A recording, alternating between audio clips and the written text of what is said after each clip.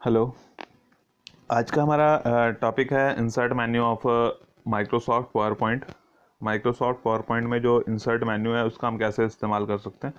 तो insert options में basically ज़्यादातर ऑप्शन वही सेम आपके जैसे आपने माइक्रोसॉफ्ट वर्ड में किए थे उसी तरह के हैं, तो आपको रिवाइज करने के लिए थोड़ा सा बताता हूँ। और अगर ज़्यादा डिटेल में आपने चेक करना होगा तो आप जो है वो माइक्रोसॉफ्ट वर्ड की जो वीडियोस थी उसमें आप दोबारा से चेक कर सकते हैं, जिसमें आपको इंसर्ट टैब जो है वो डिटेल में एक्सप्लेन किया गया। तो इन शॉर्ट हम थोड़ा थोड़ा सा सभी के बारे में कर लेते हैं, क्योंकि ये चीज़ें जो है हमने माइक्रोसॉफ्ट वर्ड के टाइम पर भी आपको बताई थी, तो आप जो है उसको आसानी से समझ सकते हैं। तो अगर हमने इंसर्ट करना है टेबल, तो सबसे पहला ऑप्शन हमारे पास टेबल का है, जिसमें मैंने आपको बताया था कि आप जो है वो number of rows number of columns जो है यहाँ से सेलेक्ट कर सकते हैं, कितनी रोज़ कितनी कॉलम्स का आपको जो है वो टेबल चाहिए। तो जितनी रोज़ एंड जितनी कॉलम्स आप सेलेक्ट करेंगे उतनी रोज़ एंड कॉलम्स आपको यहाँ पे दिखाई देने लगेंगी, वो आपकी हाईलाइट हो जाएंगी। यहाँ पे हाईलाइट होगी, जैसे हमारा 4x5 का टेबल है या 5x6 का है, 6x6 का है, 7x7 का बनाना है हमने, तो जितने भी रोज़ और जितने भी कॉलम्स का हमने बनाना है वो उतनी कॉलम्स और उतनी रोज़ का, जैसे 3x5 यानी कि 3 कॉलम्स एंड 5 रोज़, तो कॉलम इंटू रोज़ के नाम से वो टेबल आता है। इंसर्ट टेबल से आप टेबल इंसर्ट करने का एक डायलॉग बॉक्स ओपन हो जाता है। यहाँ से तो बाय डिफ़ॉल्ट आपके पास उतने रोज़ कॉलम्स का आ जाएगा, दिखाई दे रहा है आपको, बट अगर उससे रिक्वायरमेंट पूरी नहीं हो रही तो आप इंसर्ट टेबल के बॉक्स पे क्लिक कर सकते हैं। Number of rows number of columns कितनी चाहिए वो आप यहाँ पे मेंशन कर देंगे, उतनी रोज़ और कॉलम्स का आपका टेबल बन के तैयार हो जाता है। ड्रॉ करना है टेबल को ड्रॉ भी कर सकते हैं, या स्प्रेडशीट एक्सेल स्प्रेडशीट का टेबल की ज़रूरत है तो उसका भी आप इंपोर्ट कर सकते हैं। देन नेक्स्ट में आ जाता है हमारे पास पिक्चर्स की है, सिंपल पिक्चर्स, जहाँ पर भी अगर कंप्यूटर में कहीं सेव किए हैं तो वहाँ से आप पिक्चर इंपोर्ट कर सकते हैं। क्लिप आर्ट्स, कंप्यूटर में कुछ सेव्ड स्मॉल इमेजेस होती हैं, उनका क्लिप आर्ट्स का इस्तेमाल किया जा सकता है। कंप्लीट फ़ोटो एल्बम भी जो है उसमें से इंसर्ट की जा सकती हैं, कि नई फ़ोटो एल्बम बनानी है या कोई पुरानी आपने बना अभी क्योंकि इसमें बनी हुई नहीं है, तो नई फ़ोटो एल्बम जो है आप उसमें इंसर्ट कर सकते हैं, कि जो है मल्टीपल फ़ोटोज़ एक साथ दिखाई जा सकती हैं। शेप्स इंसर्ट करने के लिए जैसे ड्राइंग टूल्स में मैंने बताया था आपको, तो ये डिफरेंट शेप्स हैं, जैसी रिक्वायरमेंट है, जिस तरह का डायग्राम आपने बनाना है उसके लिए आप इन शेप्स का इस्तेमाल कर सकते हैं। जस्ट आपको उस शेप को सेलेक्ट करना है, और जैसे आप उस शेप को सेलेक्ट करेंगे और सेलेक्ट करने के बाद जो है अपनी स्लाइड में उसको ड्रॉ कर सकते हैं। जैसे हमने शेप सेलेक्ट करी और सेलेक्ट करने के बाद जो है उसको हमने अपनी स्लाइड में ड्रॉ कर दिया।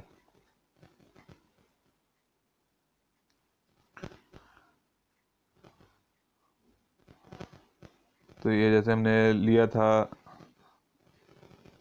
शेप, और उसमें जो है ये ग्रीन कलर का ये आपका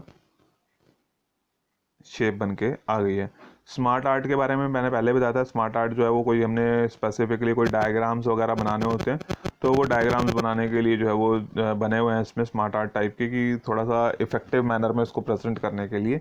तो यहाँ पर जो है जो भी आपको रिक्वायरमेंट है उस रिक्वायरमेंट के हिसाब से आप सेलेक्ट करेंगे और उसको ओके कर देंगे, वो यहाँ पे इंसर्ट हो जाएगा। इंसर्ट होने के बाद वो आपसे टेक्स्ट पूछ लेगा, जो टेक्स्ट की रिक्वायरमेंट है वो टेक्स्ट आप यहाँ पे ऐड कर सकते हैं। तो ये डिफरेंट कलर्स ऑप्शंस हैं उसके, कि कलर्स आपने चेंज करने हैं तो कलर ऑप्शन चेंज कर सकते हैं आप, उसका डिज़ाइन चेंज करना है तो डिज़ाइन चेंज कर सकते हैं, कलर चेंज करना है कलर चेंज कर दिया। तो जैसा आपको सूट करता है उसके अकॉर्डिंगली आप जो है वो चेंज कर सकते हैं। और अगर आपको ये इमेज भी अभी सूट नहीं कर रही है, नहीं ठीक लग रही है, तो फिर जहाँ से जो है आप अलग टाइप की इमेजेस को भी सिलेक्ट कर सकते हैं। तो ये था हमारा इंसर्ट टैब में। स्मार्ट आर्ट्स का चार्ट्स बना सकते हैं। चार्ट्स बनाने के लिए बेसिकली क्या है कि जो भी चार्ट की डिपेंड करता है कि आपका डाटा कैसा है, उस डाटा को प्रेजेंट करने के लिए डिफरेंट चार्ट ऑप्शंस हैं। तो वो चार्ट ऑप्शंस यहाँ से सेलेक्ट करेंगे आप, जिस चार्ट ऑप्शन को सेलेक्ट करेंगे वो चार्ट आपका ड्रॉ हो जाएगा। ड्रॉ करने के लिए बेसिकली कुछ डाटा की रिक्वायरमेंट होती है, उसके लिए वो फर्दर आपको जो है वो एक्सेल का डाटा मांगेगा, और वहाँ पे जहाँ पर भी आपने वो डाटा सेव किया उस डाटा के अकॉर्डिंगली आप चार्ट इंसर्ट कर सकते हैं। टेक्स्ट बॉक्स की दूसरी स्लाइड ले लेते हैं हम। दूसरी स्लाइड में टेक्स्ट बॉक्स इंसर्ट करने का मतलब कि कुछ टेक्स्ट हमें स्पेसिफिकली किसी और लोकेशन पर लिखना है, तो हमने टेक्स्ट बॉक्स सेलेक्ट करना है। टेक्स्ट बॉक्स सेलेक्ट करने के बाद उसको ड्रॉ कर देना है। जहाँ पर भी आप ड्रॉ करेंगे वहाँ पे अलग से बॉक्स आ जाएगा, और उस बॉक्स में आप जो रिक्वायरमेंट है आपकी वो टाइप कर सकते हैं। देन टेक्स्ट बॉक्स के बाद है इसमें हेडर्स एंड फुटर्स।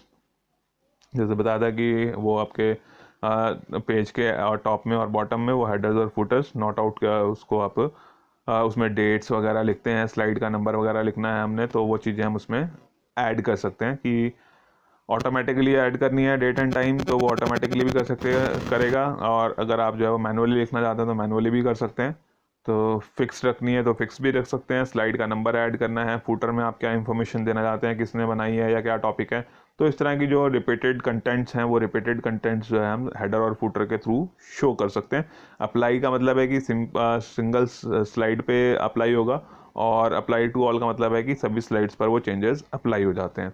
देन उसके बाद है हमारे पास वर्ड आर्ट के बारे में। ये बताया था मैंने आपको कि कोई अपने बहुत अच्छे से कोई टेक्स्ट को अपने लिखना है, प्रेजेंट करना है, तो वर्ड आर्ट का इस्तेमाल कर सकते हैं। डेट एंड टाइम इंसर्ट करनी है किसी पर्टिकुलर प्लेस पर, स्लाइड का नंबर इंसर्ट कर सकते हैं यहाँ से।